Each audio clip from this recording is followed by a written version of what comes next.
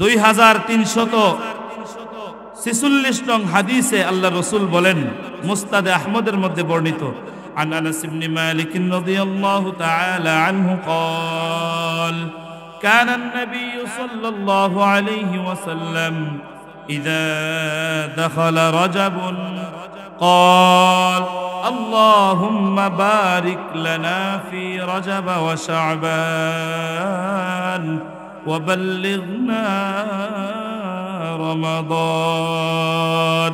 আনাস ইবনে মালিক থেকে বর্ণিত, আল্লাহর রাসূল সাল্লাল্লাহু আলাইহি ওয়াসাল্লাম বলে, যখন আমি দিনকাল অতিক্রম করতাম, রমজান যাওয়ার পরে রজব আসতো, রজব আসলেই রজব যখন প্রবেশ করত, আমি আল্লাহর কাছে প্রার্থনা করতাম, আল্লাহর কাছে বেশি বেশি দোয়া করতাম, আল্লাহর কাছে এই তামান্না প্রদর্শন করতাম, এই মনোবাসনা কামনা আমি প্রত্যাশা ব্যক্ত করতাম আর এই দোয়া করতাম,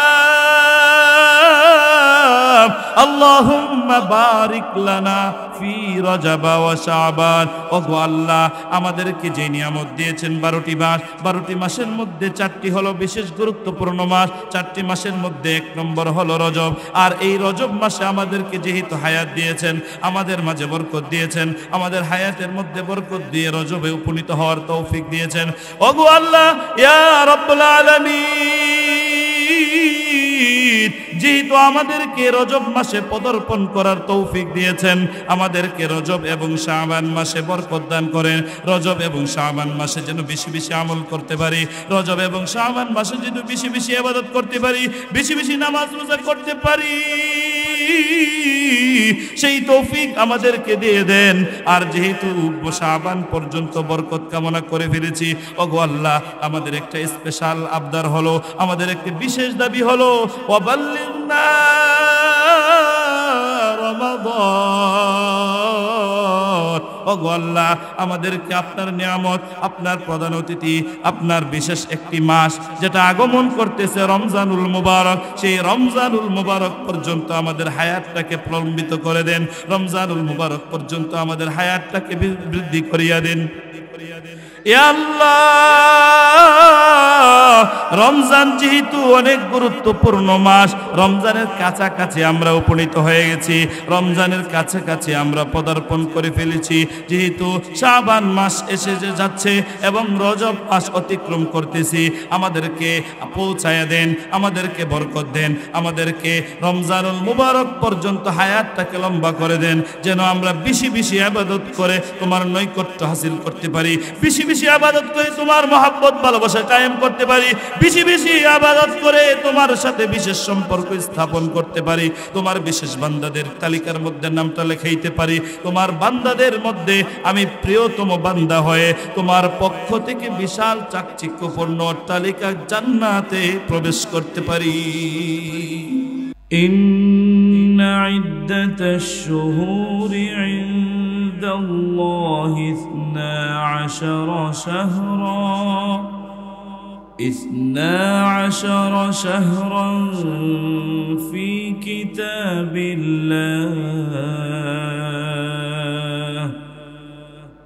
يوم خلق السماوات والأرض منها 4 حرم ذلك الدين القيم صدق الله مولانا العظيم. وعن أبي بكرة رضي الله تعالى عنه عن النبي صلى الله عليه وسلم قال الزمان قد استدار كهيئة يوم خلق السماوات والأرض السنة 12 شهرا منها 4 حرم و3 متواليات ذو القعدة وذو الحجة والمحرم ورجب مضر الذي بين جماديه وشعبان. رواه البخاري رحمه الله. أو كما قال النبي عليه الصلاة والسلام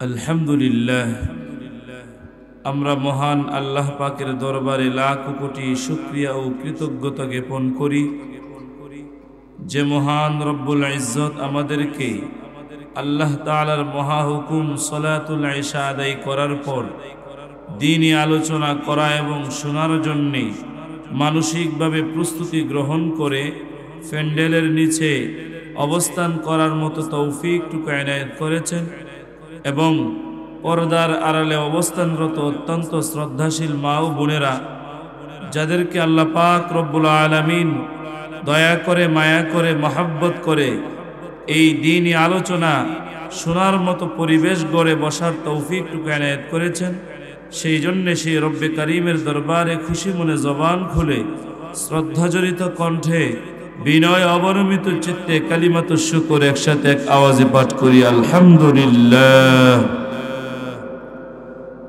মুহতারাম হাজিরিন, আমি আপনাদের সামনে সূরাতুত তাওবার ৩৬ নম্বর আয়াত পাঠ করেছি এবং বুখারী শরীফের ৩১৯৭ নম্বর হাদিস তেলাওয়াত করেছি।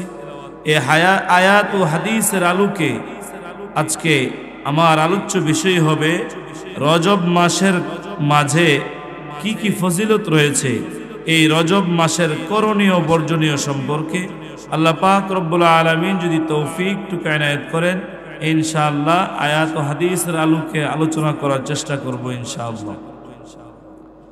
মুহতারাম হাজিরিন, আল্লাহ পাক রব্বুল আলামিন এই পৃথিবীকে সৃষ্টি করেছেন আর আসমান জমিন নবমণ্ডল ভূমণ্ডল যেদিন সৃষ্টি করেছেন ওই দিন থেকেই মানুষ যেন সহজে একেবারে সহজভাবে দিনগুলো মাসের গণনা বছরের গণনা রাখতে পারে, সেই জন্যে সেই লক্ষ্যে তারা আল্লাহ পাক রব্বুল আলামিন তাদের জন্য দিয়েছেন নিয়ামত হিসাবে 12টি মাস। একটা বছরের মাঝে 12টি মাস রয়েছে, এই 12টি মাস আল্লাহ পাক নিয়ামত হিসেবে দিয়েছেন। আর এই 12টি মাসের মধ্যে সবচেয়ে গুরুত্বপূর্ণ তাৎপর্যপূর্ণ একেবারে শ্রেষ্ঠত্বের অধিকারী 4টি মাস রয়েছে। আল্লাহ বলেন মিনহা আরবাতুন হুরুম, এই 12 মাস আমি দিয়েছি আর 12 মাসের মধ্যে 4টি হলো বিশেষ অনন্য বিশেষ বৈশিষ্ট্য সম্পন্ন।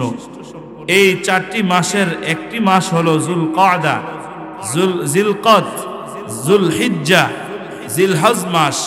এই 2টি মাস হলো হজের মাস। আর ওয়াল মুহররমু, 2 মাসের পর হলো মুহররম মাস। আর এই হাদিসের শেষ অংশে বলা হয়েছে সালাসাতুন মুতাওয়ালিয়াতুন, এই 3টি মাস হলো লাগাতার, যেটা রমজানের পর শাওয়ালের পর থেকে শুরু হয়, লাগাতার 3 মাস।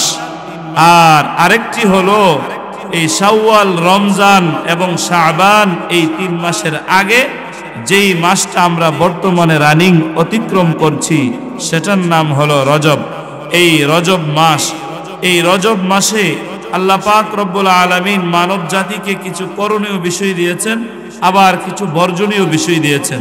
এই মাসের মধ্যে মানুষ মুমিনের ইবাদতের সিজন, এই সিজনের মধ্যে যদি কেউ বেশি আমল করতে পারে তার ফজিলতও বেশি হবে, কেউ যদি গুনাহ করে তার ভয়াবহতাও বেশি হবে, তার শাস্তিও বেশি হবে। আল্লাহ পাক রব্বুল আলামিন বলেন ইন্না ইদ্দাতাশ শুহুরি ইনদাল্লাহি 12 শাহরা। আল্লাহ পাক রব্বুল আলামিন ইরশাদ করেন নিশ্চয় আমি আল্লাহর কাছে যেদিন আমি আল্লাহ আসমান জমিন সৃষ্টি করেছি, আসমান জমিন সৃষ্টি করার দিনেই আমার কাছে একটা বছরের মাঝে 12টি মাস, এই 12টি মাস আমি আল্লাহ মানুষ জাতিকে গণনা করার জন্যে, হিসাব করার জন্যে দিয়েছি, যেন তারা সহজেই গণনা করতে পারে কোন মাস অতিক্রম করতেছে, যেন তারা সহজেই অতিক্রম করতে পারে, যেন তারা সহজেই গণনা করতে পারে কোন মাস অতিক্রম করতেছে, কোন মাস অতিক্রম করতেছে, কোন মাস অতিক্রম কিভাবে করতে হবে, কোন মাসটা ফজিলতপূর্ণ, কোন মাসে বেশি ইবাদত করতে হয়, হয়, কোন মাসে কম ইবাদত করলেও তেমনটা অসুবিধা নেই, কোন মাসটা তাৎপর্যপূর্ণ, কোন মাসটার ভয়াবহতা বেশি, এই বিষয়টা আমি আল্লাহ মানব জাতিকে নিয়ামত হিসেবে দিয়েছি। পাশাপাশি এটার ব্যাখ্যা বিশ্লেষণ 4টি মাসের শ্রেষ্ঠত্ব বয়ান করার জন্যে আল্লাহর নবী আমার হাবিব প্যারা নবী মুহাম্মদ আরবি সাল্লাল্লাহু আলাইহি ওয়াসাল্লাম হাদিসের মাধ্যমে ব্যাখ্যা করেছেন। এই 4টি মাস আমি মানব জাতিকে দিয়েছি, যারা গুরুত্ব দিবে, যারা এটার তাৎপর্য বুঝবে, যারা এটাকে অনুধাবন করার জন্য দ্বীনি মাহফিলের আলোচনা থেকে কিছু পাথেয় গ্রহণ করবে, নিজের কিছু পুঁজি সঞ্চয় করবে, নিজে আমল করার জন্য কিছু পুঁজি সঞ্চয় করবে, তারা পরকালে এর বিনিময়ে জান্নাতের অধিকারী হবে। সুবহানাল্লাহ। আল্লাহ রাসূল সাল্লাল্লাহু আলাইহি ওয়াসাল্লাম এই আয়াতের পরিপ্রেক্ষিতে যে হাদিস পাঠ করেছেন, বুখারী শরীফের 3197 নম্বর হাদিস, আজ-জামানু ক্বাদ ইস্তাদারা কাহাইয়াতি ইয়াউমা খালাকাস সামাওয়াতি ওয়াল আরদ। ওই আসমান জমিন যেদিন আল্লাহ সৃষ্টি করেছেন ওই দিনই আল্লাহ তাআলা মাস গণনার বিষয়টা সূচনা করেছিলেন, কিন্তু জাহিলি যুগের মাঝে মানুষের মাঝে কিছু অজ্ঞতার কারণে, মানুষের অবহেলার কারণে, মানুষ তার প্রতি কিছু গুরুত্বারোপ না করার কারণে কিছুটা ঘুরপাক খেয়ে গেছে, ফেস লেগে গেছে। কিভাবে? তারা এই 12 মাসের মধ্যে 4টি মাস যেটা তাৎপর্যপূর্ণ গুরুত্বপূর্ণ, এই মাসগুলোকে তারা সিরিয়াল ঠিক না রেখে কোন বছর প্রথম 4 মাসকে মানে, কোন বছর মাঝের 4 মাসকে মানে, কোন বছর শেষের 4 মাসকে মানে, কোন বছর আবার একটাকে বাদ দিয়ে দেই, কোন বছর আবার 2টা মানে, কোন বছর আবার 3টা মানে, কোন বছর আবার তারা 4টা মানে ঠিক লাগাতার মানে না। যখন বিষয়টা এরকম হতে শুরু করলো তখন এই হাদিসের শানে উরুদ হলো, তখনই এই হাদিস আসলো।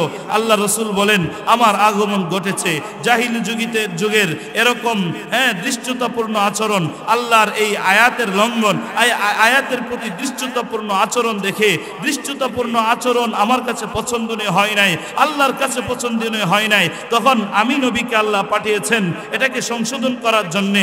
আমি তখন হাদিসের মাধ্যমে আমি আমার উম্মতকে জানিয়ে দিয়েছি, না না না, আল্লাহ 12টি মাস নিয়ামত হিসেবে দিয়েছেন, 12টি মাসের মধ্যে 4টি মাসের শ্রেষ্ঠত্ব বয়ান করেছেন। 4টি মাস আল্লাহ যেইভাবে বলেছেন, আল্লাহ যেইভাবে পালন করার জন্য বলেছেন, আল্লাহ যেইভাবে মান্য করার জন্য বলেছেন, আল্লাহ যেইভাবে আমাদেরকে গ্রহণ করার জন্য বলেছেন, যেইভাবে আমরা স্বাচ্ছন্দ্য বোধে ইবাদত করার জন্য বলেছেন, যেই 4টি মাসের কথা বলেছেন সেই 4টি মানতে হবে, সেই 4টির বেশিও করা যাবে না, সেই 4টির কমও করা যাবে না। জামানা আমার দাওয়াতের মেহনতে, আমার কৌশলের বদৌলতে, আমার দাওয়াতের মেহনতে জামানা ফিরে এসেছে। আজ-জামানু ক্বাদ ইস্তাদারা কাহাইয়াতি ইয়াউমা খালাকাস সামাওয়াতি ওয়াল আরদ। আল্লাহ তাআলা যেদিন নবমণ্ডল ভূমণ্ডল সৃষ্টি করেছেন, যেদিন থেকে মাস গণনা শুরু করে দিয়েছিলেন, সেদিন যেরকম ছিল, সার বিধানটা যেরকম ছিল, যেই 4টি মাস ধার্য করা হয়েছিল, আমার মেহনতের বদৌলতে আমি আজকে ঘোষণা করলাম জামানা আর ওই জামানা চলবে না। জাহিলি যুগের দৃষ্টতাপূর্ণ আচরণকে আমি সাপোর্ট করি না, জাহিলি যুগের দৃষ্টতাপূর্ণ আচরণকে আমি মান্য করি না। আমার দাওয়াত হলো যেইভাবে আল্লাহ সৃষ্টি করেছেন, যেইভাবে আল্লাহ বলে দিয়েছেন কিয়ামত পর্যন্ত সেইভাবে থাকবে, জামানা ওই রকম ভাবেই চলবে। ঠিক কিনা ভাইরা আমার? এই হলো হাদিসের শানে উরুদ। তখনই আল্লাহ রাসূল বলেছিলেন আজ-জামানু ক্বাদ ইস্তাদারা কাহাইয়াতি ইয়াউমা খালাকাস সামাওয়াতি ওয়াল আরদ মিনহা আরবাতুন হুরুম সালাসাতুন মুতাওয়ালিয়াত যুল ক্বাদাতি ওয়া যুল হিজ্জাতি ওয়াল মুহাররম ওয়া রাজাব মুদরা আল্লাযী বাইনা জামাদাই ওয়া শাবান। তখনই আল্লাহ রাসূল এই হাদিস বলেছেন।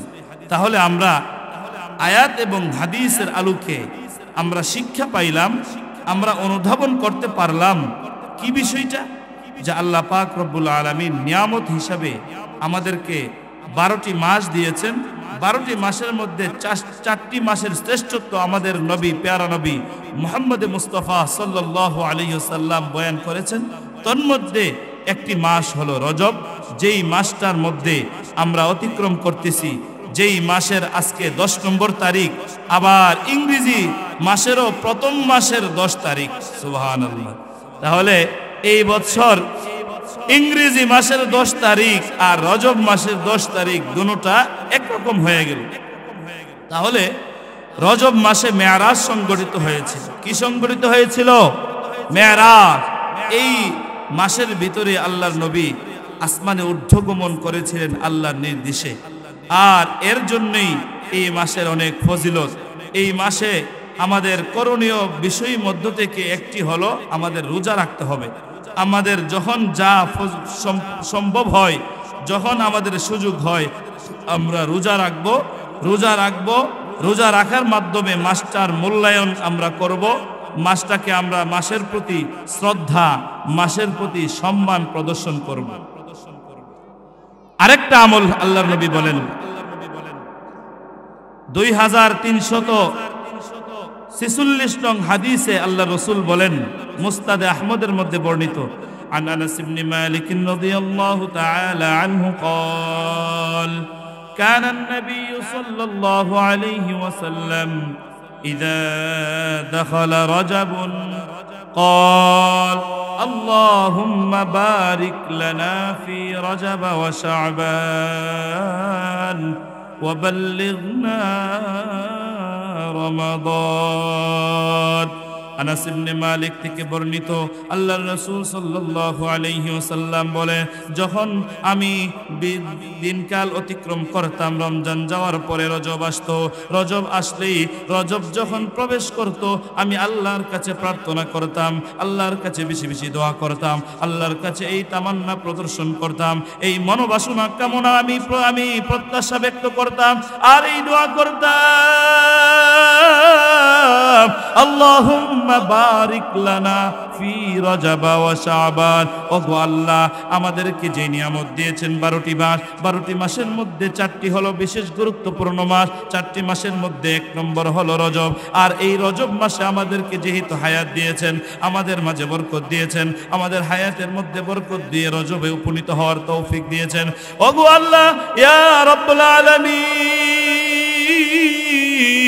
যেহেতু আমাদেরকে রজব মাসে পদার্পণ করার তৌফিক দিয়েছেন, আমাদেরকে রজব এবং শাবান মাসে বরকত দান করেন। রজব এবং শাবান মাসে যেন বেশি বেশি আমল করতে পারি, রজব এবং শাবান মাসে যেন বেশি বেশি ইবাদত করতে পারি, বেশি বেশি নামাজ রোজা করতে পারি, সেই তৌফিক আমাদেরকে দিয়ে দেন। আর যেহেতু শাবান পর্যন্ত বরকত কামনা করে ফেলেছি, ওগো আল্লাহ, আমাদের একটা স্পেশাল আবদার হলো, আমাদের একটা বিশেষ দাবি হলো, ওয়াবাল্লিগনা রমাদান। ওগো আল্লাহ, আমাদেরকে আপনার নিয়ামত, আপনার প্রধান অতিথি, আপনার বিশেষ একটি মাস যেটা আগমন করতেছে রমজানুল মুবারক, সেই রমজানুল মুবারক পর্যন্ত আমাদের হায়াতটাকে প্রলম্বিত করে দেন, রমজানুল মুবারক পর্যন্ত আমাদের হায়াতটাকে বৃদ্ধি করিয়া দেন। ইয়া আল্লাহ, রমজান যেহেতু অনেক গুরুত্বপূর্ণ মাস, রমজানের কাছাকাছি আমরা উপনীত হয়ে গেছি, রমজানের কাছাকাছি আমরা পদার্পণ করে ফেলেছি। যেহেতু শাবান মাস এসে যাচ্ছে এবং রজব মাস অতিক্রম করতেছি, আমাদেরকে পৌঁছায়া দেন, আমাদেরকে বরকত দেন, আমাদেরকে রমজানুল মুবারক পর্যন্ত হায়াতটাকে লম্বা করে দেন, যেন আমরা বেশি বেশি ইবাদত করে তোমার নৈকট্য হাসিল করতে পারি, বেশি বেশি ইবাদত করে তোমার মহব্বত ভালোবাসা কায়েম করতে পারি, বেশি বেশি ইবাদত করে তোমার সাথে বিশেষ সম্পর্ক স্থাপন করতে পারি, তোমার বিশেষ বান্দাদের তালিকার মধ্যে নামটা লেখাইতে পারি, তোমার বান্দাদের মধ্যে আমি প্রিয়তম বান্দা হয়ে তোমার পক্ষ থেকে বিশাল চাকচিক্যপূর্ণ অট্টালিকা জান্নাতে প্রবেশ করতে পারি। সুবহানাল্লাহ। আল্লাহ পাক রব্বুল আলামিন এই বিশেষ একটা মাস, একটা সিজন আমাদেরকে দিচ্ছেন, যেটা আমরা শুরু করে ফেলেছি। আমরা রজব মাসে শুরু করে ফেলেছি, আজকে 10 তারিখ হয়ে গেছে, আর 20 দিন বা 19 দিন গেলেই আমাদের রজব মাস শেষ হয়ে যাবে। তারপরে আসতেছে শাবান, এরপরে রমজান। তাহলে তো রমজান একেবারে আসন্ন, একেবারে সন্নিকটে আমরা এসে গেছি, রমজানও আমাদের কাছাকাছি এসে গেছে। তাহলে বুঝতে হবে এখন থেকে আমাদের বেশি বেশি আল্লাহর কাছে দোয়া করতে হবে, আমি আপনি জানি না কতদিন বেঁচে থাকবো, আমি আপনি জানি না কতদিন হায়াত পাবো, আমি আপনি জানি না কতদিন পর্যন্ত আমাদের হায়াতটা লম্বা হবে, কতদিন পর্যন্ত রিজিক আমাদের থাকবে, কতদিন পর্যন্ত দুনিয়ার বুকে আমরা বেঁচে থাকবো, কতদিন পর্যন্ত আমাদের পদচারণা দুনিয়াতে চলবে, সচল থাকবে, অচল হবে না, সেটা একমাত্র আল্লাহই জানে। যেহেতু ওগো আল্লাহ আপনিই ভালো জানেন, আপনি সব কিছুর মালিক, আপনি জীবনের মালিক, আপনি মরণের মালিক, আপনি সব কিছুর মালিক, সেই তো ওগো আল্লাহ আমাদের হায়াতটাকে রমজান পর্যন্ত বৃদ্ধি করে দেন। এই দোয়া মনোবাসনা নামাজের আগে পরে করতে হবে। আল্লাহুম্মা বারিক লানা ফি রজবিন ওয়া শাবান, সকলেই পড়ি আল্লাহুম্মা বারিক লানা ফি রজবিন ওয়া শাবান ওয়া বাল্লিগনা রমাদান। আল্লাহুম্মা বারিক লানা ফি রজবিন ওয়া শাবান ওয়া বাল্লিগনা রমাদান। আল্লাহুম্মা বারিক লানা ফি রজবিন ওয়া শাবান ওয়া বাল্লিগনা রমাদান। সুবহানাল্লাহ। দোয়াটা সুন্দর কিনা? একেবারে সহজ, আমরা চাইলেই মুখস্থ করতে পারব। ইবনে রজব হাম্বলি রাহিমাহুল্লাহু তাআলা লাতাইফুল মাআরিফের 292 নম্বর পৃষ্ঠার মধ্যে উল্লেখ করেছেন সুন্দর একটা দৃষ্টান্ত। উনি বলেছেন, ওই বছর যে আল্লাহ পাক রব্বুল আলামিন মানব জাতিকে নিয়ামত হিসেবে দিয়েছেন, এই বছরটার দৃষ্টান্ত হলো, তার উপমা হলো, এক্সাম্পল হলো, এটার দৃষ্টান্ত একটা গাছের মতো। একটা কিসের মতো? গাছের মতো। কিসের মতো? গাছের মতো। কথা বলতে হবে। কিসের মতো? গাছের মতো। ওই গাছের যেরকম শাখা প্রশাখা থাকে, গাছের যেরকম ডালপালা থাকে, ডালগুলোর মধ্যে একটা হলো মূল ডাল, আরেকটা হলো পাতি ডাল, আরেকটা হলো সাইডের ডাল। আছে না নাই? দেখা যায় সাইডের ডালগুলো কেটে ফেললে গাছ আরো শক্তিশালী হয়ে উপরের দিকে উঠে, আর মাঝের ডালটাকে যদি কেটে ফেলা হয় এই গাছ আর উপরের দিকে উঠে না, নিচের দিকে শুধু ড্যাম দিকে দিতে থাকে, শাখা প্রশাখা বৃদ্ধি করতে থাকে, এই গাছ আর বড় হয় না। তা ঠিক তদ্রূপ আল্লাহ পাক রব্বুল আলামিনের পক্ষ থেকে ধার্যকৃত, আল্লাহর পক্ষ থেকে প্রদত্ত এই বছরটাও একটা নিয়ামত, যেই বছরটার মধ্যে 12টি ডাল রয়েছে। কয়টি ডাল? 12টি ডাল। এর মধ্যে 4টি ডাল হলো মূল, 4টি ডাল হলো একেবারে গুরুত্বপূর্ণ।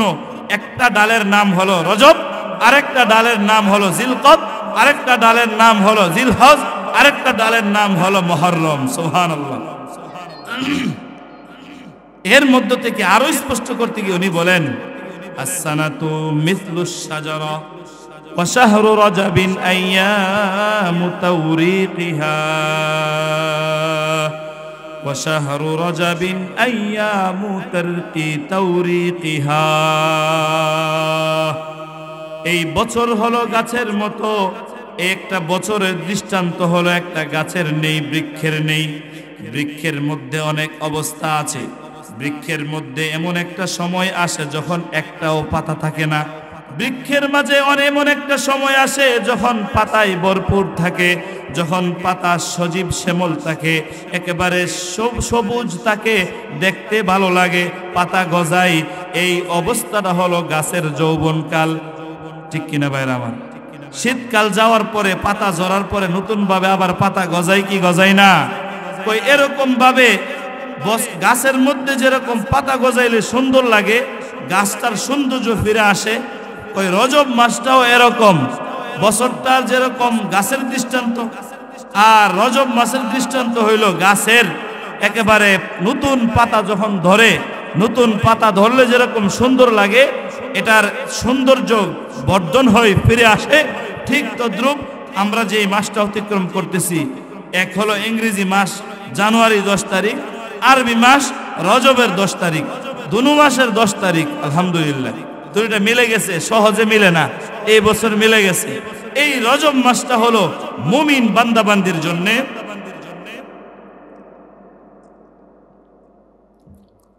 রজব মাসটা হলো মুমিন বান্দাবান্দির জন্য সিজন।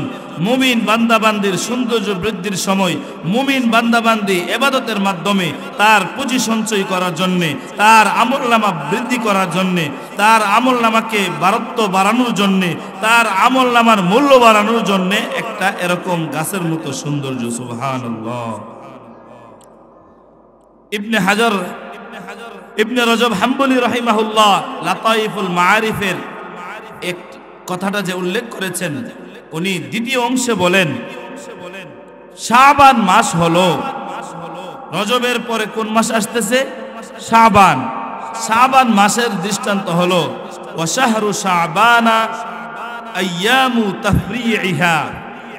কই গাছের মধ্যে যেরকম সুন্দর ফল ফলাদি আসার পরে, গাছের মধ্যে যেরকম পাতা গজানোর পরে ফুলের মুকুল আসে, ফুলের মুকুল ধরে, ফুলের কুলি ধরে, বিভিন্ন ধরনের কুলি আসে, তখন বিভিন্ন ফলের গাছে, আম গাছের মধ্যে আম আসে, জাম গাছের মধ্যে জামের বইল আসে, এরকম ভাবে শাপলা ফুলের মধ্যে শাপলা ফুলের মুকুল আসে, মুকুলটা আস্তে আস্তে ছড়িয়ে একেবারে শাপলা, ফুটন্ত শাপলা হয়ে যায়, ফুটন্ত গোলাপ হয়ে যায়। তখন যেরকম সৌন্দর্য লাগে, সুন্দর লাগে, সৌন্দর্য বৃদ্ধি হয়, তার দৃষ্টান্ত, তার উপমাটা যেরকম, তাকে দেখতে যেরকম, ওই সময় গাছের দৃশ্যটা, ফুলের দৃশ্যটা, ফলের দৃশ্যটা, যখন পাকা ধান ধরে, পাকা ধান একেবারে ঝুলতে থাকে, দেখতে খুব ভালো লাগে। যখন আম ধরে, আমগুলো হলুদ হয়ে যায়, দেখতে খুব ভালো লাগে। যখন জাম ধরে, জামগুলো কালো কুচকুচে কালো হয়ে যায়, দেখতে ভালো লাগে। যখন কলা গাছে কলা আসে, কলাগুলো পেকে একেবারে হলুদ বর্ণে হয়ে যায়, তখন দেখতে খুব ভালো লাগে। ওই রকম দৃশ্যটা যেরকম, ওই রকম দেখতে যেমন ভালো লাগে, মুমিন বান্দাবান্দিও যদি আমল করে, বান্দাবান্দি যদি বেশি বেশি আমল করে, তার জন্য শাবান মাসটার মধ্যে তাকে দেখতেও এর চেয়ে বেশি ভালো লাগবে। সুবহানাল্লাহ। এই হলো দ্বিতীয় অংশ। তৃতীয় অংশের মধ্যে বলেন ওয়া রমাদানু আইয়ামু কতফিহা। ওই প্রধান অতিথির আগমন, শুভেচ্ছার স্বাগতম সবার পরে রমজান মাস হলো এই 4টা মাসের মধ্যে থেকে আরো গুরুত্বপূর্ণ বেশি।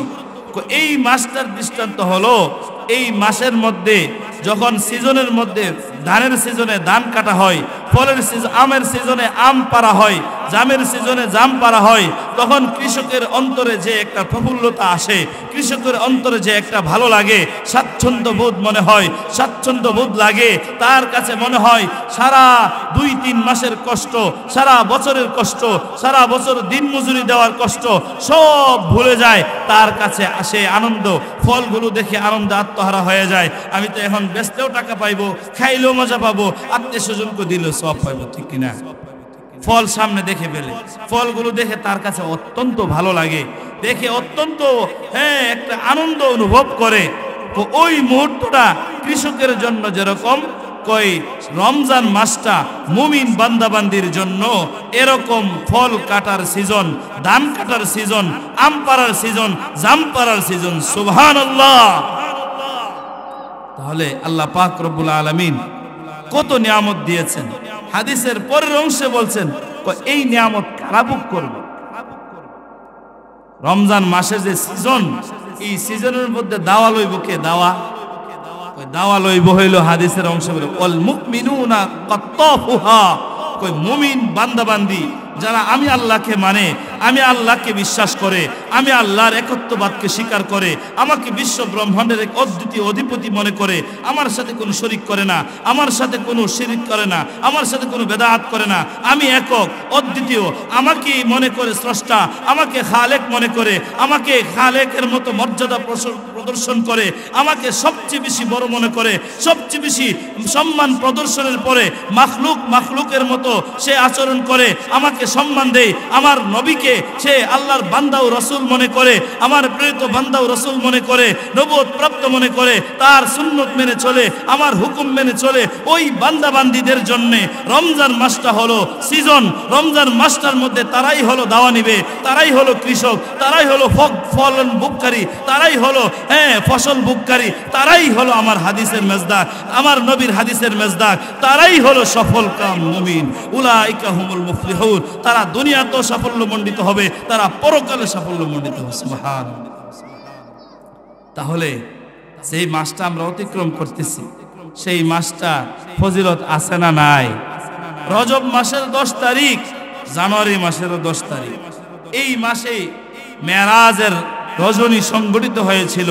আল্লাহর নবী আসমানে ঊর্ধ্বগমন করেছিলেন। আসমানে উঠে গিয়ে আল্লাহর আদেশে সেখানে আল্লাহ নির্দেশে যাওয়া হয়েছিল, জিবরাইল আমিনের মাধ্যমে সেখানে ঊর্ধ্বগমন করে অনেক অলৌকিক বিষয় দেখে এসেছেন। আর এই করণীয় বিষয়ের মধ্যে এই দোয়া পড়া এটাও একটা বিষয়। আবার হাদিসের মাধ্যমে এটা প্রমাণিত, এই মাসের মধ্যে যে যত পারে, যার পক্ষে যতটুকু সম্ভব রোজা রাখা, বেশি বেশি রোজা রাখা। আল্লাহ রসুল সাল্লাল্লাহু আলাইহি ওয়াসাল্লাম 12 মাসেই রোজা রাখতেন।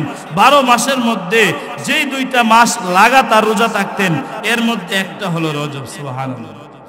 রজব মাসটার মধ্যে আল্লাহ নবী লাগাতার 30 দিন 29 দিন যতদিনই হইতো ততদিন লাগাতার অনবরত রোজা রাখতেন। কেন? কারণ এই মাসটা হলো মুমিন বান্দাবান্দির সিজন। আর সিজনের মাসে বেশি রোজা রাখলে, সিজনে বেশি যদি কেউ মেহনত করে, তার সফলতা বেশি আসে। একটা উদাহরণ দিই, আমাদের কুরবানির সামনে আসতেছে। কুরবানির সিজনে অনেক ব্যবসায়ীরা গরু কিনে ব্যবসার জন্য, অন্য জায়গা থেকে টাকা ধার করে আইন না 20টা 30টা গরু কিনে, গরু কিনা কিছুদিন লালন পালন করে বাজারে বিক্রি করে, বাজারে বিক্রি করে। আর ব্যবসায়ীদের মধ্যে কেউ আছে সতর্ক, বিচক্ষণতার সাথে কেউ যদি করে, তার ব্যবসা লাভবান হয়। আর যদি যেহেতু সিজন, তার ব্যবসাও বেশি হয়। কোরবানি ছাড়া এত লাভ করতে পারে না। আবার যদি মাইর খায়, লস খায়, তাহলে কিন্তু একেবারে ডস, একেবারে ছক্কা না হইলে বক্কা। এমন লস খায় তাকে আর এই মাইর থেকে উঠতে আরো 1-1.5 লাখ 2 লাখ টাকা, কারো কারো কোটি টাকাও আরো লস হয়ে যায়। কেউ হয়তো মারা গেছে, না হলে কিনা দামে আরো নিচে আরো নিম্নে বিক্রি করতে হয়েছে। এমন হয় কি হয় না? তাহলে আমরা বুঝতে পারলাম সিজনের সময়ে ব্যবসা সফল হইলো, সফল হওয়ার মতো হওয়া যায়। সিজনের মধ্যে ব্যবসা মাইর খাইলে এর মাইরটাও করা হয়, ঠিক কিনা? কাপড়ের সিজন হইলো 2 ঈদের সময়। কই ঈদের সময়? আমাদের মুসলমানদের সতর্ক বিচক্ষণ ব্যবসায়ী যারা, ওনারা সিজন আসার আগেই ওনাদের কাপড় ছাপড় দোকানে অনেক কাপড় নিয়ে আসে, পর্যাপ্ত পরিমাণ মানুষের চাহিদা অনুযায়ী।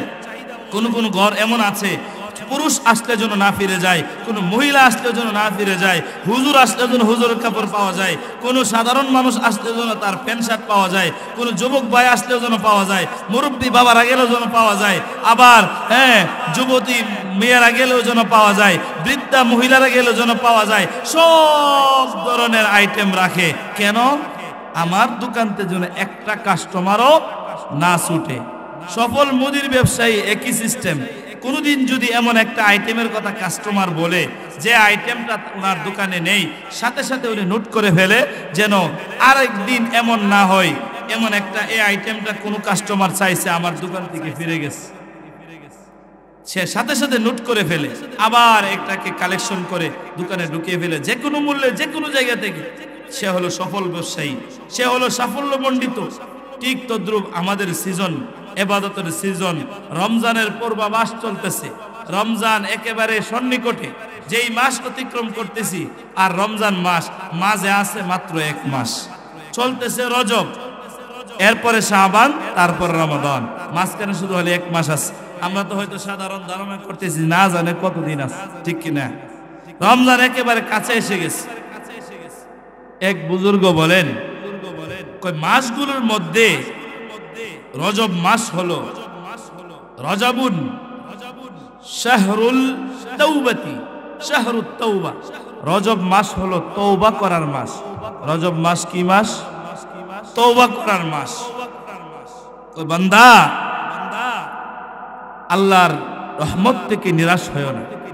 ও বান্দা, যত গুনাহ করেছো, আমি আল্লাহর রহমত থেকে নিরাশ হয়ো না। আল্লাহ বলেন, لا تقنطوا من رحمة الله।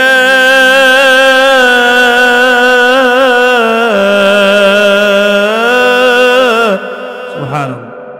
আল্লাহ নিজেই বলে দিতেছেন, ও বান্দা বান্দিরা, লা তাকনাতু মির রাহমাতিল্লাহ, আমার রহমত থেকে তোমরা নিরাশ হয়ো না। তোমাদের জন্য সুযোগ রাখছি।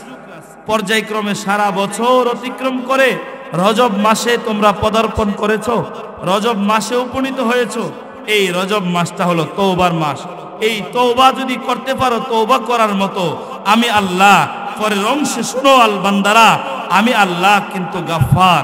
আমি চাইলে আমি মহব্বত নামক এক জিনিস সৃষ্টি করেছি, সেই মহব্বত নামক জিনিসটা তুমি কোনোদিন দেখো নাই, কোনোদিন স্পর্শ করো নাই, কোনোদিন কামনা করো নাই, কোনোদিন আমার কাছে প্রার্থনা করো নাই। সেই মহব্বতকে আমি 100 ভাগে বিভক্ত করেছি। 100 ভাগের মধ্যে আমি আল্লাহর মাঝে 99 ভাগ রেখে দিয়েছি, আর আমার 18,000 মাখলুকাতের মধ্যে মাত্র 1 ভাগকে আমি বিভক্ত করে দিয়েছি। তোমাদের মধ্যে যদি 1 ভাগের লক্ষ লক্ষ কোটি কোটি ভাগে বিভক্ত হয়ে এটার একটা অংশ পাওয়ার কারণে কোনো 1 ভাগ সে মানুষ দেখলে খেয়ে ফেলে, কোনো সিংহ মানুষ দেখলে দৌড়ায়, কোনো একটা সাপ মানুষকে দংশন করে সুপ দেয়, কিন্তু তার মহব্বত থাকার কারণে সে তার বাচ্চাকে কিন্তু সুপ দেয় না, দেয়। কোনো বাঘ তার হিংস্র, যতই হিংস্র হোক, সিংহ যতই হিংস্র প্রাণী হোক না কেন, ফেরে ছেড়ে খায়, কিন্তু তার বাচ্চাকে কিন্তু খায় না। কেন? মহব্বত আছে। আল্লাহর 100 ভাগের 1 ভাগের আবার কোটি কোটি ভাগ কইরা একটা অংশ সে পায়া গেছে।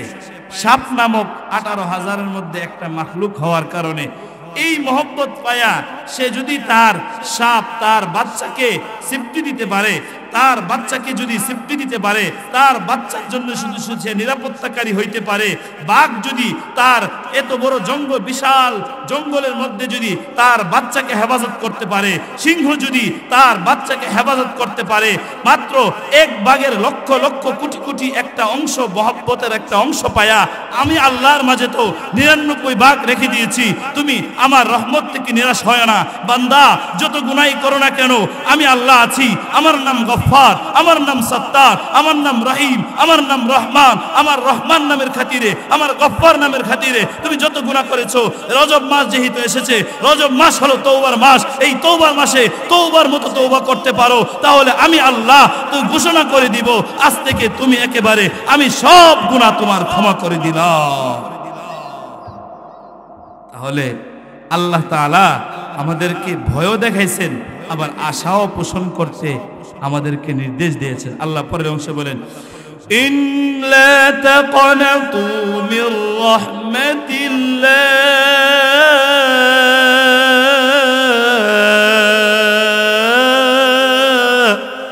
ইন্নাল্লাহা ইয়াগফিরুয যুনুবা জামিআ।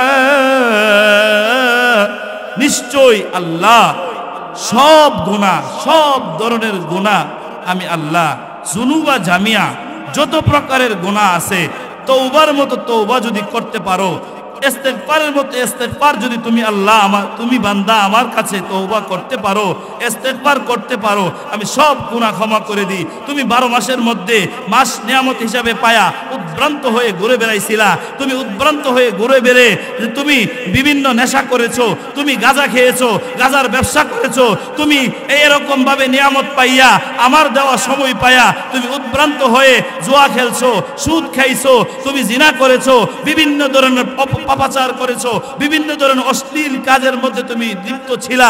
তুমি বুঝতে পেরেছো তুমি গান বাজনা করা হারাম, এই কথা তুমি বুঝতা না, এখন তুমি বুঝে ফেলেছো, তোমার অন্তরে অনুধাবিত হয়েছে, তোমার অন্তরে বুঝ শক্তি এসেছে, ইসলামের বাণী বোঝার জন্য তোমার অন্তর ধারণ ক্ষমতার অধিকারী হয়েছে। তুমি আগে বুঝতা না, এখন বুঝেছো।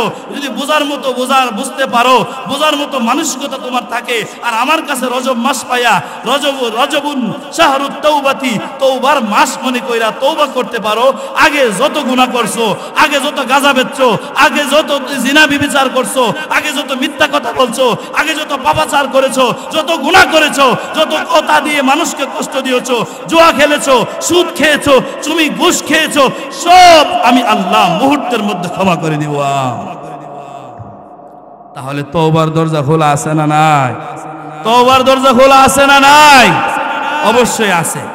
এরপরে আল্লাহ বলেন, বান্দা আমি তো ছাড় দেই, ছেড়ে দেই না, আমি ছাড় দেই, ছেড়ে দেই না, আমি তোমার জন্য ক্ষমা ঘোষণার রাস্তা রাখছি, আমি তোমার জন্য রহমত, আবার আমি তোমার জন্য কিন্তু টাইট।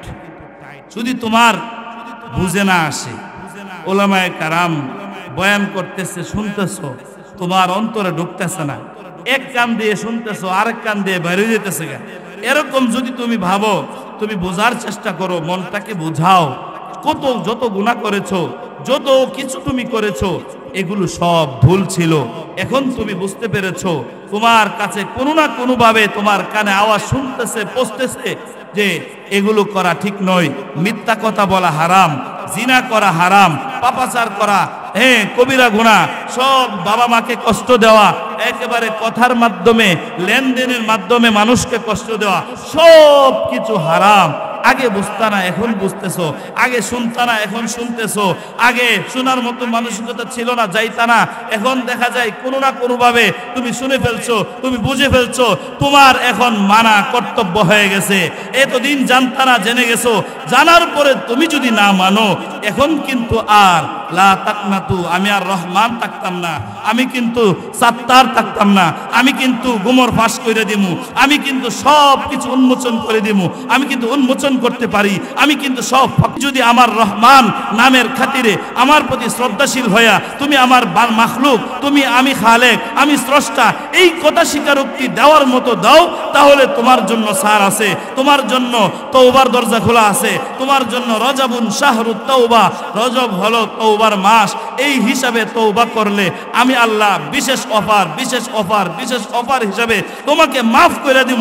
কিন্তু মনে রাখবা বান্দা, যদি তুমি আমার প্রতি, আমার হুকুমের প্রতি, নির্দেশের প্রতি, আমার জালালিয়তের প্রতি, আমার দাপড়ের প্রতি বৃদ্ধাঙ্গুল প্রদর্শন করো, দৃষ্টতাপূর্ণ আচরণ করো, আমি আল্লাহ কিন্তু সব করতে পারি, সব পারি, জীবনের মালিক। কুল ইন্না সালাতি ওয়া নুসুকি ওয়া মাহইয়ায়া ওয়া মামাতি লিল্লাহি রাব্বিল আলামিন। নিশ্চয় আমার খালেক, বান্দার কর্তব্য হলো, তুমি বান্দা হিসাবে তোমার মুখ দিয়ে সদা সর্বদা এই কথা বের হবে, আমার জীবনের মালিক, আমার মরণের মালিক, আমার সব কিছুর মালিক, আমার খাওয়ার মালিক, আমার রিজিকের মালিক, সব কিছু আমি পদার্পণ করব আল্লাহর জন্য।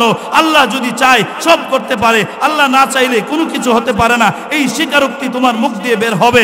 যদি তুমি না মানো, তখন কিন্তু মুহূর্তের মধ্যে তোমাকে তছনছ করে দিব, তোমাকে ধ্বংস করে দিব।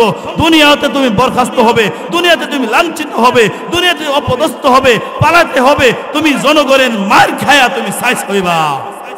আল্লাহ বলে, ঠিক হইতা না, আমার বান্দাদের মধ্যে এমন কিছু সৈনিক তৈরি করে দিব, যেই সৈনিক তোমাকে কিন্তু সোজা করে দিব। এই জন্য আল্লাহ বলেন, লিমানিল মুলকুল ইয়াউম লিল্লাহিল ওয়াহিদিল কাহ্হার। আল্লাহ প্রশ্ন করেন, ও বান্দারে, তোরা উত্তর দে, লিমানিল মুলকুল ইয়াউম, কিয়ামত যেদিন সংঘটিত হবে, যেদিন কিয়ামত অনুষ্ঠিত হবে, আল্লাহর পক্ষ থেকে ঘোষণা আসবে, লিমানিল মুলকুল ইয়াউম, আজকের রাজত্ব কার, আজকের বাদশাহী কার, আজকের ক্ষমতা দাপট কার, লিল্লাহিল ওয়াহিদিল কাহ্হার। তখন ঘোষণা হবে, ওগো আল্লাহ, আপনি হলেন সকল স্রষ্টার মালিক, আপনি হলেন সকল বাদশাদের বাদশাহ, আপনি হলেন সকল ক্ষমতাদের চেয়ে বেশি ক্ষমতাশীল, সকল শক্তিশালীর চেয়ে সবচেয়ে বেশি শক্তিশালী, আপনি হলেন সব কিছুর মালিক, আপনি হলেন সবচেয়ে বেশি দাপটশীল, যিনি ইহ জগতে পরজগতে আপনি হলেন আমাদের মালিক, আপনি হলেন আমাদের খালেক, আপনি হলেন আমাদের সব কিছু। লিল্লাহিল ওয়াহিদিল কাহ্হার। আজকের রাজত্ব কার জন্য হবে? আজকের রাজত্ব আল্লাহ, আজকের রাজত্ব কারো জন্য নয়, আজকের রাজত্ব অন্য কোনো মাখলুকের জন্য নয়, আজকের রাজত্ব কোনো প্রেসিডেন্টের নয়, আজকের রাজত্ব কোনো দেশের রাজার নয়, আজকের রাজত্ব হলো যিনি বিশ্ব ব্রহ্মাণ্ডের এক অদ্বিতীয় অধিপতি মহান স্রষ্টার রাজত্ব। সুবহান। তাহলে কি বুঝতে পারলাম? এই রজব মাস যেহেতু তওবা কবুলের মাস, আল্লাহর পক্ষ থেকে ছাড় দেই, ছাড় দিচ্ছেন আল্লাহ, ছেড়ে দিবেন না কিন্তু আমাদেরকে। বিভিন্ন কোম্পানিতে, বিভিন্ন শোরুমে দেখবেন মোবাইলে ফোন আসে, স্যার আমাদের কোম্পানিতে বিশেষ অফার চলছে, যদি আপনি পারেন আমাদের শোরুমটা দেখে যান, সব ধরনের আইটেম আপনি পাবেন। জি স্যার, ওকে ধন্যবাদ। এরকম ফোন আসে না? নাই, সবার মোবাইলে আসে। কেন? তাদের মাল খালি করতে হইব, নতুন বছর ঢুকতেছে। ওই যে বললাম না, সফল ব্যবসায়ী যারা বছরের হিসাব বছর, এই বছর আর অল্প দিন আছে। এই মালগুলো যদি কম দামেও সেল করা যায় তবুও হিসাব মিলে যাবে, নতুন বছর আবার নতুন ব্যবসা শুরু করতে পারবে। এরকম বিশেষ অফার দেই, আপনি গেলে তুলনামূলক অন্যান্য সময় কেনার চেয়ে একটু সাজিলে কিনা যায়, একটু কম রেটে কিনা যায়, ঠিক কিনা? বিভিন্ন পোশাক আশাকের শোরুম হোক, জুতার শোরুম হোক, যে কোনো আইটেমের ব্যাগ ইত্যাদি পণ্যের শোরুম, যে কোনো শোরুমের মধ্যে অফার চললে গেলে একটু সুযোগ পাওয়া যায়। আল্লাহর পক্ষ থেকে এখন আল্লাহ ছাড় দিতেছে আমাদেরকে। আল্লাহ কি দিতেছেন আমাদেরকে? জনকে বুজুর্গ বলেন, রজাবুন শাহরুত তওবা। ও আমার প্রিয় বান্দারা শুনো, আল্লাহর খাস বান্দারা শুনো, রজব হলো তওবার মাস। আমি বুজুর্গ অনুধাবন করতে পেরেছি, আমি বুজুর্গ অন্তরে লালন করতে পেরেছি, আমি বুজুর্গ এটাকে মানতে পেরেছি, এটার স্বাদ আস্বাদন করতে পেরেছি। তোমরাও এটা মনে করো, তোমরাও তওবার মাস মনে করে রোজার পর থেকে, রমজানের পর থেকে, শাওয়াল, জিলকদ, জিলহজ, মুহররম, সফর, রবিউল আউয়াল, রবিউল সানি, জমাদুল উলা, জমাদুল উখরা, এরপরে রজব, প্রায় 6-7 মাস অতিক্রম করেছো।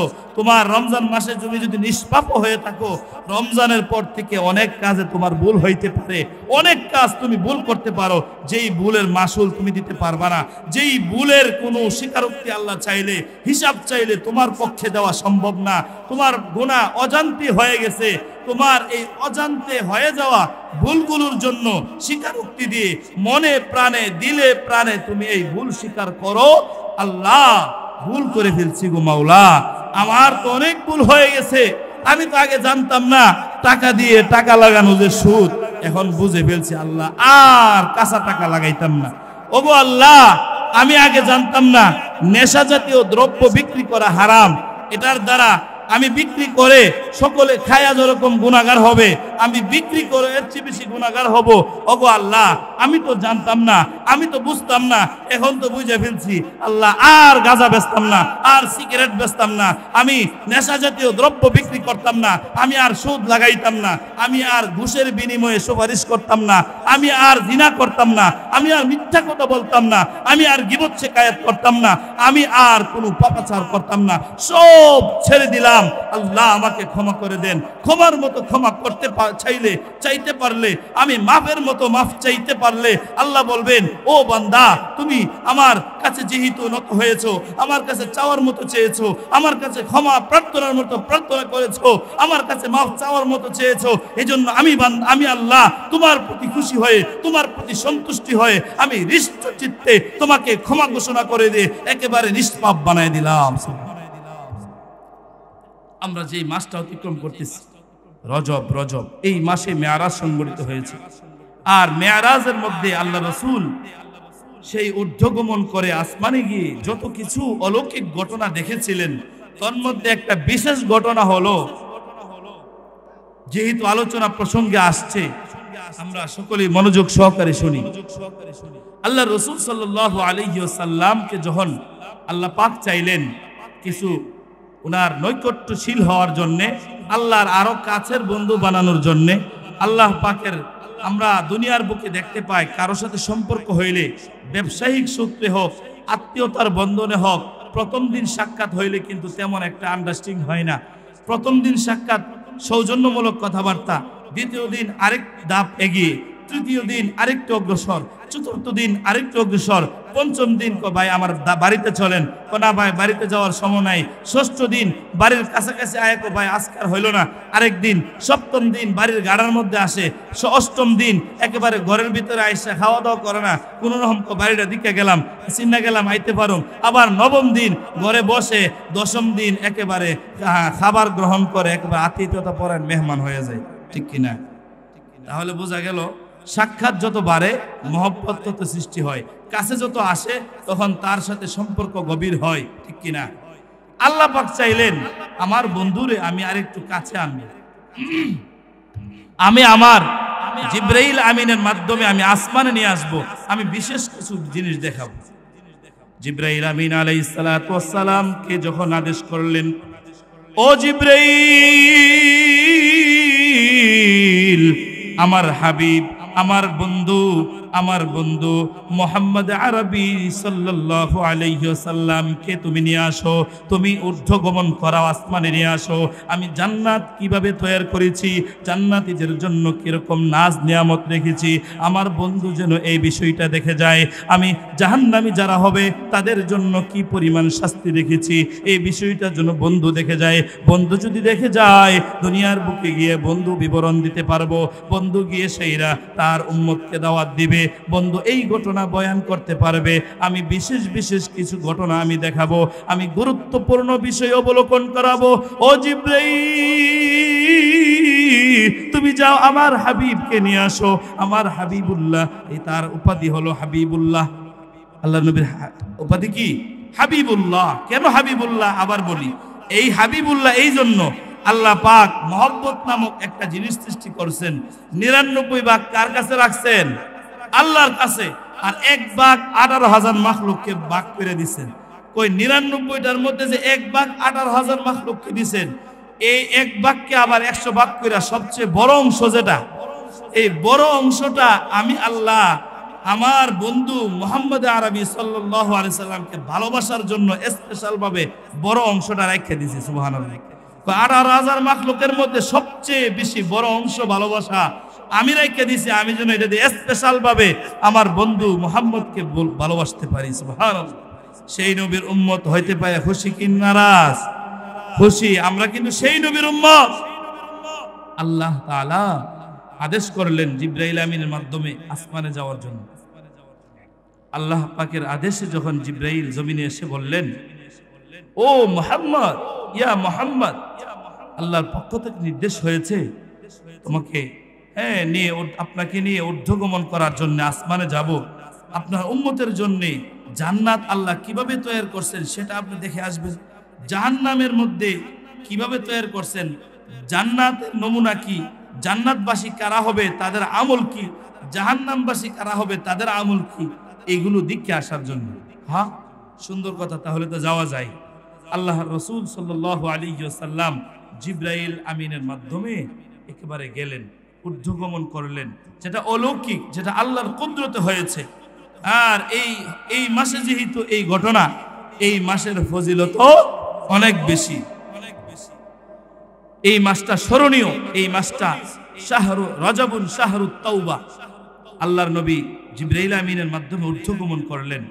এই ঊর্ধ্বগমন করতে গিয়ে আল্লাহর রাসূল সাল্লাল্লাহু আলাইহি ওয়াসাল্লাম যখন গেলেন, আসমানে উঠলেন, প্রথম আসমানে গিয়ে দেখে যে এক লোক একটা মরা দেহকে ছিঁড়ে ফিরে খাচ্ছে।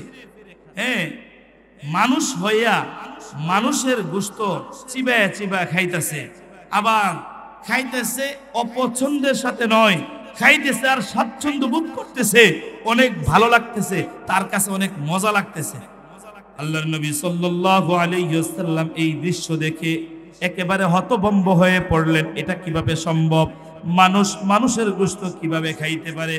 আল্লাহর নবী আশ্চর্যান্বিত হয়ে প্রশ্ন করলেন, ওগো জিবরাইল, কোথায় আপনি আমাকে নিয়ে এসেছেন? আপনি তো বলেছেন জান্নাতের নাজ নিয়ামত দেখাইবেন। আপনি তো এমন জিনিস আমি দেখে ফেললাম যেটা তো জান্নাতের কোনো নাজ নিয়ামত হইতে পারে না। এটা কেমন দৃশ্য? মানুষের গোশত চিবায়া খাইতেছে, মানুষের গোশত কামড়ায়া খাইতেছে, আবার তার কাছে ভালো লাগতেছে, স্বাচ্ছন্দ্য বোধ মনে হইতেছে, আবার পছন্দ করতেছে। এটা কিভাবে সম্ভব? এটা তো আমি বুঝতে পারতাছি না। জিবরাইল আমিন আবার উত্তর দিলেন, ও ইয়া রাসূলুল্লাহ, ইয়া হাবিবাল্লাহ, আপনি বুঝতে পারছেন না, এটা অসম্ভব আবার সম্ভব। কেন জানেননি?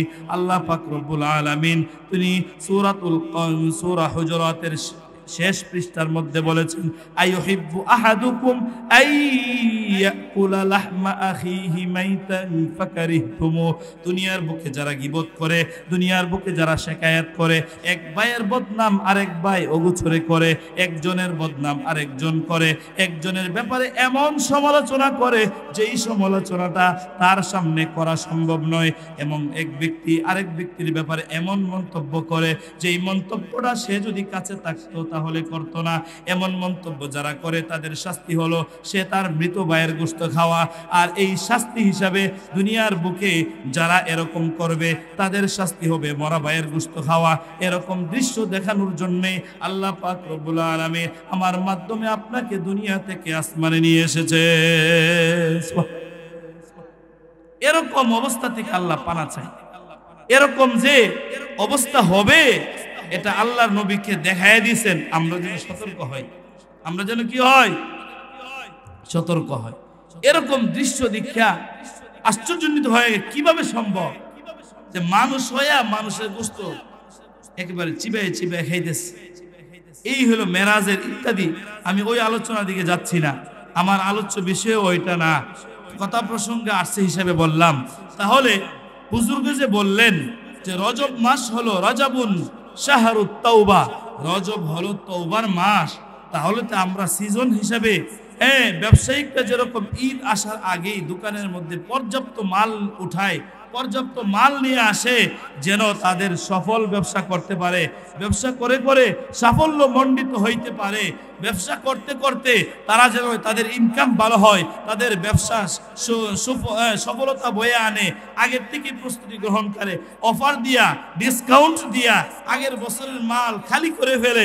তাহলে আমরা রজব মাস পাইয়া তো আমরাও এমন করার দরকার। তো ইস্তেগফার কইরা দোকান যেরকম তারা খালি করে, শোরুম খালি করে, আবার নতুন মাল ঢোকানোর জন্য আমরাও গুনাহ সাফ করতে হবে, অন্তরটা খালি করতে হবে গুনাহ দিয়া, যেন নতুন বছর আসতেছে, রজব মাস যাইতেছে, শাবান মাস আসতেছে, রমজান মাসের আগমন ঘটতেছে, এই মাসগুলোতে যেন আমরা নতুন সিজনে আল্লাহর নতুন নতুন ভালোবাসা, আল্লাহর ভালোবাসা, নবীর ভালোবাসা, কোরআনের ভালোবাসা, মানুষের ভালোবাসা, মানবতার ভালোবাসা ইত্যাদি মহব্বত, ইবাদত বন্দেগী, নামাজের মহব্বত, রোজার মহব্বত, সব ধরনের ইবাদত বন্দেগীর মহব্বত অন্তরে ঢুকাইতে পারি।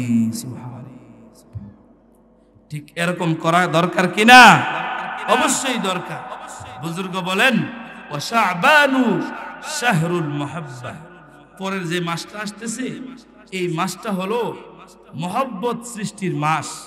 আল্লাহর সাথে, খালেকের সাথে মাখলুকের একটা সম্পর্ক স্থাপন হবে। কেমন যেন বিবাহের মধ্যে যখন ছেলে মেয়ের তারিখ ধার্য হয়ে যায় তখন দুই পক্ষের মধ্যে কিন্তু একটা নতুন সম্পর্ক স্থাপন হয়। আগে কেউ কাউর চিন্ত না, এখন বিয়া হইবার আগেই বিয়া হিসাব কেমন আছে বলে কি বলে না কেন? কারণ ছেলে মেয়ের বিয়া ঠিক হয়ে গেছে, ছেলে মেয়ের বিয়া যেহেতু ধার্য হয়ে গেছে, এখন বিয়া সংগঠিত হওয়ার আগেই বিয়া হিসাব কেমন আছে। আবার পরস্পর যদি যুবক ভাইয়েরা একজন আরেকজনকে খুব মজা নিয়ে বিয়ে ডাকে, আগে দিক কেউ চিনত না, এক পার্টির বাড়ি হলো কাউতলি, আরেক পার্টির বাড়ি হলো সরাইল, কেউ কারোর সাথে অপরিচিত ছিল, কোন সম্পর্ক ছিল না, এখন বিয়ে হিসাব কেমন আছে। তাহলে এখন আমাদের যে মাসটা আসছে এই মাসটা হলো তওবা করার মাস, আমাদের শোরুম খালি করা, আমাদের অন্তর গুনাহ মুক্ত করা। শোরুম যেমন ব্যবসায়ীরা খালি করে নতুন মাল ঢোকানোর জন্য, আমরা অন্তর থেকে গুনাহ সাফ করতে হবে যেন অন্তরে নতুন কোনো ভালোবাসা আল্লাহর আগের চেয়ে আরো ডেভেলপ হইয়া, আগের চেয়ে আরো অ্যাডভান্স হইয়া আমরা বেশি বেশি ইবাদত, নামাজের মহব্বত, রোজার মহব্বত, ভালোবাসা অন্তরে ঢুকাইতে পারি। রজব মাসের মধ্যে একটা বিশেষ প্রচলন, 26 তারিখ দিন গিয়া দিবাগত রাত্রিতে আমরা রোজা রাখি। এটাকে আমরা মা বোনেরা, আমাদের মা শাশিরা বলে থাকি মেরাজ, সবে মেরাজ।